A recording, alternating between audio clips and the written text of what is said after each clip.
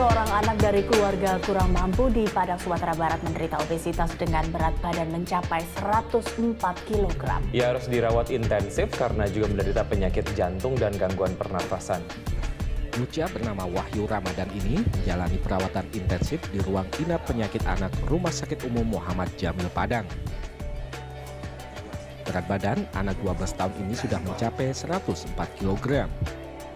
Kondisi tersebut membuat siswa kelas 5 SD itu susah bergerak. Wahyu juga menderita gangguan pernafasan, jantung, dan gangguan THT. Yang terjadi di masyarakat kita itu juga terjadi di berbagai negara, yaitu adanya kemajuan teknologi dan juga transportasi yang dimana memudahkan semua hal. Jadi orang-orang itu lebih memiliki aktivitas fisik yang lebih rendah. Masyarakat kita sekarang juga dimudahkan dengan yang namanya ketersediaan makanan seperti junk food atau misalnya seperti minimarket yang dimana setiap berapa ratus meter ada satu, setiap berapa ratus meter ada satu lagi. Jadi dengan semakin mudahnya memperoleh makanan itu membuat seseorang gampang untuk mengonsumsi secara berlebihan. Yaitu hal yang kedua ya. Dan hal yang ketiga adalah kita juga tidak bisa selalu 100% menyalahkan masyarakat karena kenapa mereka kan bisa dibilang adalah korban sales atau korban pemasaran karena otomatis orang yang menjual makanan ingin makanannya laku. Ya apa yang mereka lakukan adalah dengan meningkatkan cita rasa makanannya dengan menambahkan zat-zat kimiawi tertentu walaupun sebenarnya masih aman tapi itu bisa membuat stimulasi yang berlebihan ke kita punya selera makan. Jadi banyak sekali sebenarnya faktor yang membuat masyarakat kita itu mengalami obesitas.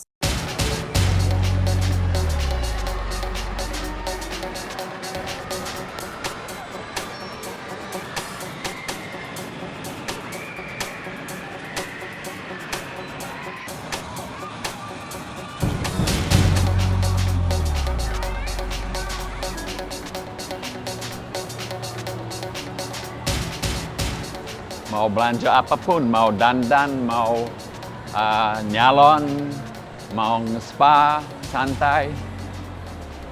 Tempat refleksi saya di sini. Tempat potong rambut,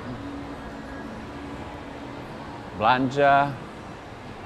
Memang mall menjadi tempat ketiga buat rakyat Indonesia sekarang yang tinggal di kota besar. Setelah rumah dan kantor, ya, pasti di mall. Jadi yang namanya junk food itu sebetulnya makanan yang olahan dari barat ya, yang sebetulnya apa ya, namanya juga fast food, itu makanan cepat saji, cepat dimakan dan katakanlah praktis. Nah, praktisnya itu orang jadi suka. Padahal itu orang makanan itu adalah penuh dengan gula, artinya manis dan juga dengan garam. Lemak juga demikian, karena kita tahu lemak itu adalah untuk menyedapkan makanan tersebut. Nah, sehingga makanan itu laku, orang makan di mana-mana, sampai anak kecil juga makan demikian, sehingga terjadilah apa yang kita sebut sebagai obesitas ini. Kenapa demikian? Ini ada perubahan dari pola atau gaya hidup. Nah, orang itu kan tidak mau bergerak, susah bergerak, ya ogah bergerak dan sebagainya. Nah, itu menyebabkan pemakaian itu yang menyebabkan orang itu kurang bergerak, padahal makannya mereka seperti biasa, sehingga terjadilah kegemukan.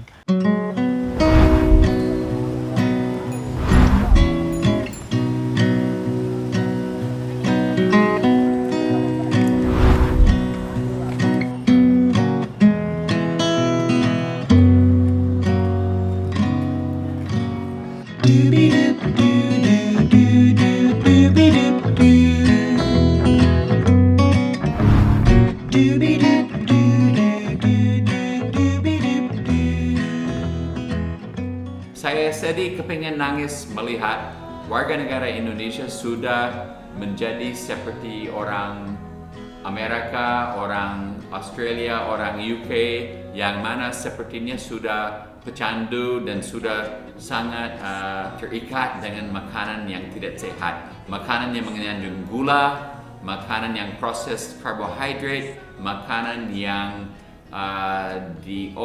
kebanyakan diolah dengan lemak-lemak yang tidak sehat, dan itu benar-benar akan membuat rakyat sakit.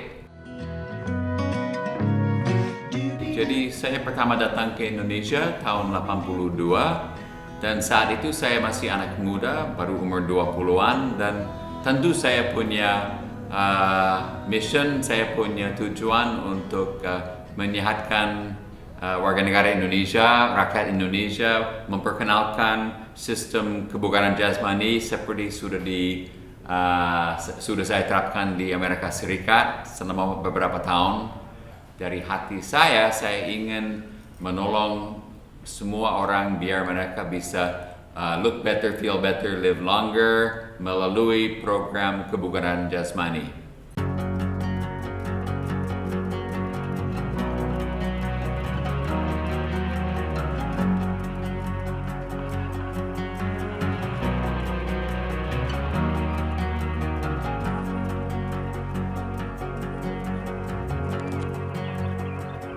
Dari saya kecil, memang saya hanya mengenal fitness, kebugaran jasmani karena saya, ya boleh bilang saya hidup di gunung, saya senang mendaki gunung, dan setiap waktu senggang saya mau di gunung.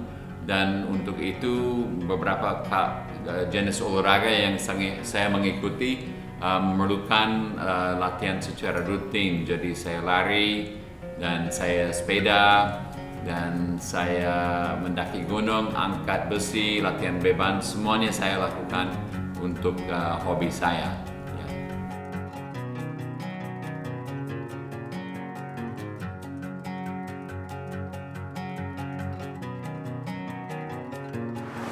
Oli, Ya. sini dong, sarapan dulu nih. Oh iya. Kan mau gulanya jangan banyak-banyak. Kita dulu 2 menit. Satu saja, tidak ya? Dua aja masuk nggak Tidak, boleh? tidak manis-manis ya. Maaf, Ingat, lagi diet. Iya. Ya. Kalau ngomongin berat badan yang belakangan itu sekitar 150 maybe lah. Ya, berarti 150 maybe itu mudah-mudahan bisa 150, bisa nanti ya kurang juga gitu kan. Karena lagi diet kecil-kecilan nih, ya, lama-lama diet besar-besaran. Rani kecil emang udah gemuk nih. Udah gemuk, udah senang makan, susu, ngemil juga udah senang dari kecil. Terus udah gitu beranjak SD, pernah kelas 4 SD berat 75. Bayangin dengan pendek, tinggi yang belum terlalu tinggi ya, untuk anak SD, berat saya 75 kg. Waduh, gemuk, akhirnya sesak napas. Sampai SMP kelas 2, berat terberatku itu 117 kg. Wow, ini bukan berat yang sembarangan, bebe, ya kan? Aduh, udah susah napas, jalan ini, dikatain teman-teman, krisis mental juga. Disitulah makanan nggak terkontrol, dan akhirnya makin berat makin bertambah. Dan aku juga punya psikologis, kalau stres atau lagi psikologis ini, makan tambah jadi pelampiasan, kadang kemakan. Makan jadi banyak. Jadi ini pelampiasan kemakan.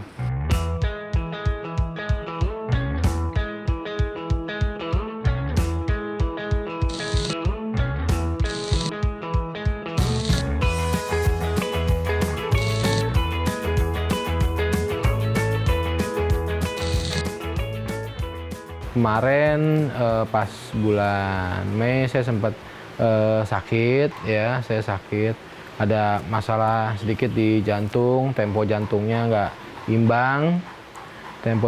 imbang, berakibat cairan dan sirkulasi darah saya kurang lancar, ya kan, jadi cairan dalam tubuh itu harus dibuang. Sekarang pola hidup sehat, benar-benar mindset saya harus diatur. Pokoknya kalaupun misalkan nanti ada gorengan atau apapun yang istilahnya yang dulu bad habit dulu ya, istilahnya kebiasaan buruk yang dulu, itu saya harus lawan.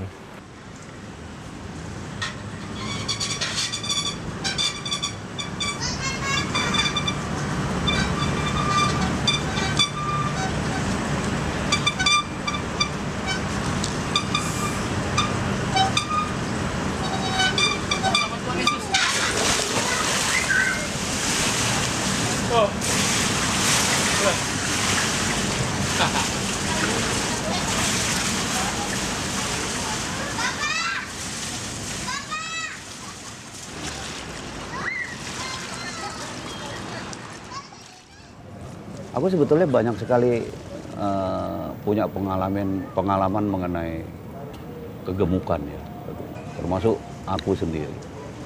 Dan yang paling mengerikan adalah hubungannya biasanya sama jantung. Dan ketika kita ngomong jantung, kalau kita bilang apa namanya, koroner misalnya di Indonesia jago banget, nomor 1 dia di Asia Tenggara, harapan kita ya. Kemudian kalau ngomong soal klep juga, mereka hebat, mereka bisa. Tapi ketika ngomong otot jantung itu seluruh dunia nggak hebat gitu ya. Karena hanya bisa, kalau sudah parah, hanya bisa dengan transplantasi. Kenapa rupanya? Pingsan kau. Biar sini kasih nafas buatan kau ya.